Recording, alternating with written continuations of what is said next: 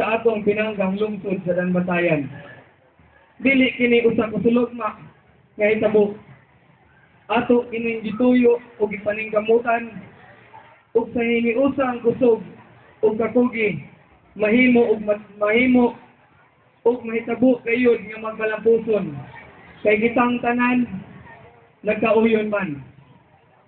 Akong dakong kalipay nga kita naghupong sa makausapa sa paghatag o pasidungog sa atong patron Santa Rosa de Lima ug sa atong giila o gipasigarbo nga mangluluwas gikan sa gahom sa mga malutigon si Dato Daya.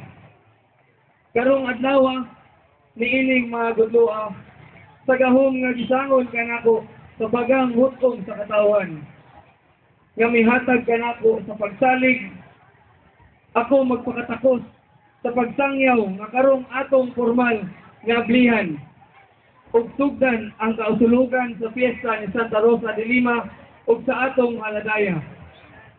Kabaguan, kalambuan, ipadayon ug barugan. Abante pasaka, pinanggang Danbatayan. Viva Santa Rosa de Lima! Viva!